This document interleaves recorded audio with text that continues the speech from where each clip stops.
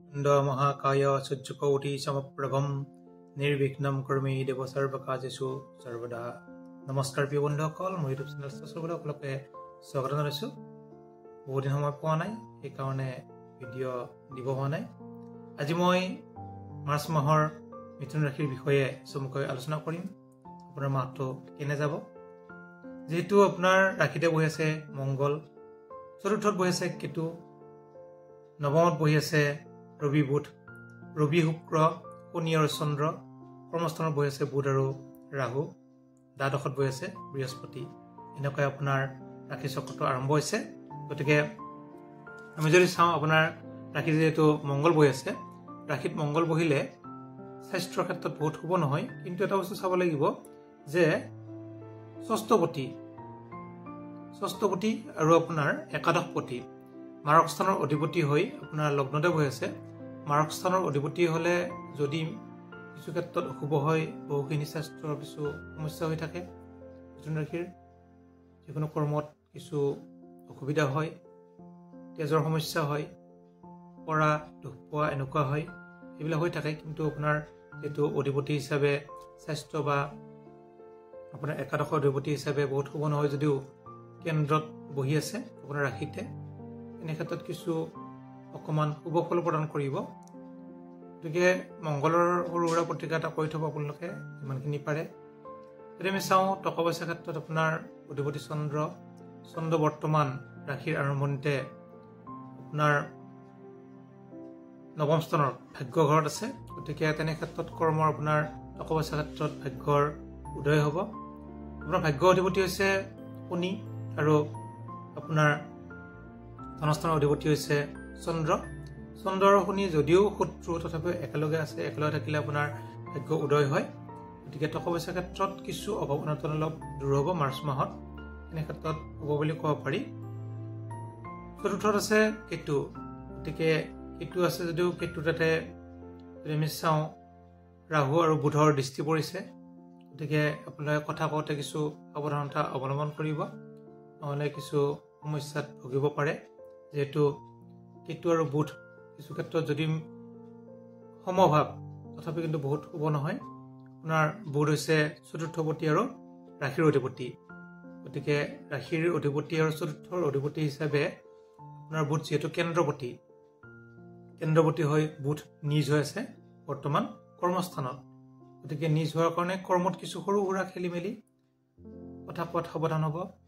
কৰ্মত কিছু লোকৰ সমস্যা হ'ব পাৰে, যিকোনো ক্ষেত্ৰত প্ৰমোচনত বাধা, ট্ৰেন্সফাৰত বাধা, এনেকুৱা কিছু সৰু সুৰা সমস্যা হ'ব পাৰে। গতিকে পাৰিলে বুধৰ প্ৰতিকাৰ কৰিব, তেতিয়া ভাল ফল লাভ কৰিব।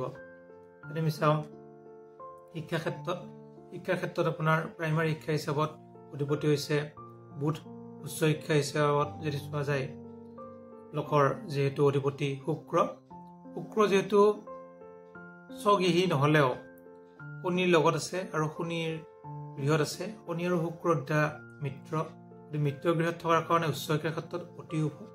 যিসকলে ছায়েন্স পঢ়িছে, ছায়েন্সৰ ক্ষেত্ৰত পৰীক্ষা দিব, তেওঁলোকৰ কাৰণে অতি শুভ গোটেই মাহটোত। কিন্তু যিবিলাকে আৰ্টছ পঢ়ি আছে, তেওঁলোকৰ কাৰণে কিছু অকণমান সমস্যা হ'ব পাৰে। পঢ়া শুনাত কিছু খেলি মেলি, তেওঁলোকৰ পঢ়াৰ ক্ষেত্ৰত বাধা হ'ব পাৰে, সৰু সুৰা বেমাৰ আজাৰ হৈ থাকিব পাৰে। তেনে ক্ষেত্ৰত আপোনালোকে বুধৰ প্ৰতিকাৰ কৰিব, তেতিয়া কিন্তু ভাল ফল লাভ কৰিব। প্ৰাইমাৰী শিক্ষাটো যিহেতু বৰ্তমান বুধ নিজ হৈ আছে আৰু ৰাহুযুক্ত, যদি নিজ হ'লে শুক্ৰৰ লগত থাকে তেতিয়া কিন্তু নিশ্চয় ভংগযোগ হয়। কিন্তু বৰ্তমান ৰাহুৰ লগত আছে, সেইকাৰণে বুধ যিহেতু গ্ৰহ পাপযুক্ত হৈছে। সেইকাৰণে পঢ়াৰ ক্ষেত্ৰত আপোনালোকে বুধবাৰে নিৰামিষ খাব পাৰিলে, আৰু বুধবাৰে বুধৰ নামত চাকি জ্বলাব, আপোনালোকে ভাল ফল লাভ কৰিব। যদি আমি চাওঁ স্বাস্থ্যৰ ক্ষেত্ৰত, মই কৈ দিলোঁ বিবাহ।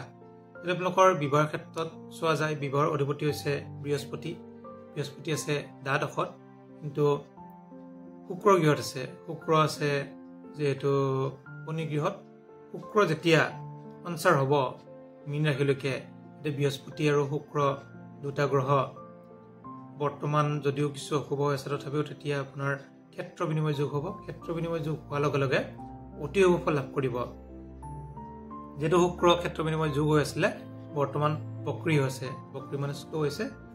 আকৌ বক্ৰী যেতিয়া ত্যাগ কৰিব আকৌ ক্ষেত্ৰ বিনিময় যোগ হ'ব তেতিয়া কিন্তু বিবাহৰ কাৰণে অতি শুভ বিবাহত আগবাঢ়িব পাৰিব যেটো বিবাহৰ অধিপতি বৃহস্পতি আৰু বৃহস্পতি বহি আছে শুক্ৰ ঘৰত শুক্ৰ যেতিয়া ক্ষেত্ৰ বিনিময় কৰিব তেতিয়াহে বিবাহ যোগ আৰম্ভ হ'ব গতিকে আপোনালোকৰ নেক্সট মান্থত কিন্তু বিবাহৰ যোগ হ'ব পাৰে আৰু আপোনালোকে আগবাঢ়িব পাৰে যদি আমি ভাগ্য ক্ষেত্ৰত চাওঁ ভাগ্যৰ অধিপতি শনি স্বগৃহী গতিকে স্বগৃহী হিচাপত আপোনাৰ ভাগ্য অতি শুভ ভাগ্য গৃহত যেটো শনি বহি আছে স্বগৃহীত আৰু লগত ৰবি বহি আছে পিতা পুত্ৰ যোগ গতিকে যিসকলৰ ল'ৰা ছোৱালীয়ে চাকৰি পোৱা নাই বা কৰ্মত বাধা বিঘিনি চলি আছে যিসকলৰ বা কৰ্মত আগবাঢ়িব পৰা নাই তেওঁলোকৰ কিন্তু এইটো মাহত কৰ্ম পোৱা যোগ দেখা যায় 15 তাৰিখৰ ভিতৰত যদি আপোনালোকে এপ্লাই কৰে তেতিয়া কিন্তু কৰ্ম পোৱাটো খাটাং গতিকে আপোনালোকে মাৰ্চ 15 আগত এপ্লাই কৰক তেতিয়া কিন্তু ভাল ফল লাভ কৰিব যদি আপোনালোকৰ ক্ষেত্ৰত ভাগ্যৰ অতি শুভ কৰ্মৰ কাৰণে ভাগ্য আৰু কৰ্ম দুটা আপোনালোকৰ শুভ আছে আৰু ভাগ্য গৃহত 4টা গ্ৰহ বহি আছে গতিকে ভাগ্য চাৰিওফালে আহিব আপোনালোকৰ আৰু ভাগ্যৰ যেহেতু অধিপতিয়ে বহি আছে নিজৰ ঘৰত কৰ্মৰ অধিপতি হৈছে শুক্ৰ বহি আছে ভাগ্যৰ ঘৰত গতিকে কেন্দ্ৰপতি হৈ ত্ৰিকোণত বহি আছে কেন্দ্ৰপতি হৈ ত্ৰিকোণত গতিকে কেন্দ্ৰপতি যেতিয়া ত্ৰিকোণত বহে তেতিয়া অতি শুভ ফল প্ৰদান কৰে কৰ্মযোগত বহি আছে ৰাহু আৰু বুধ গতিকে ৰাহুৰ কাৰণে LIC বিজনেছ এইবিলাকৰ কাৰণে অতি শুভ আৰু ৰাহুৰ যিসকলৰ গিলৰ দোকান লোহা লোহাৰীৰ দোকান আছে তেওঁলোকৰ কাৰণে অতি শুভ LIC যিসকলে চাকৰি কৰে তেওঁলোকৰ প্ৰমোচনৰ যোগ থাকিব এইটো মাহত যদি আপোনালোকে অলপ আগবাঢ়ে লাগিব কৰ্ম কৰিব লাগিব কিন্তু কৰ্মফল পাব যিসকলে ব্যৱসায় কৰে ব্যৱসায়ৰ অধিপতি হৈছে বৃহস্পতি আছে দ্বাদশত গতিকে আপোনালোকৰ ব্যৱসায় ক্ষেত্ৰত খৰচ বৃদ্ধি হ'ব এই মাহত লোকৰ মে মাহলৈকে কিছু অকণমান খৰচ বৃদ্ধি হ'ব মে মাহৰ পৰা অতি শুভ হ'ব তথাপিও মাৰ্চ মাহত ইনভেষ্টমেণ্ট বেছি নকৰাই ভাল আপোনালোকে ব্যৱসায় অধিপতি যিহেতু দ্বাদশত আছে শুক্ৰযুক্ত গতিকে ব্যৱসায় যদি আপোনালোকে কিছু ইনভেষ্ট কৰিব ইচ্ছা কৰে আপোনালোকে পাৰিলে মাহৰ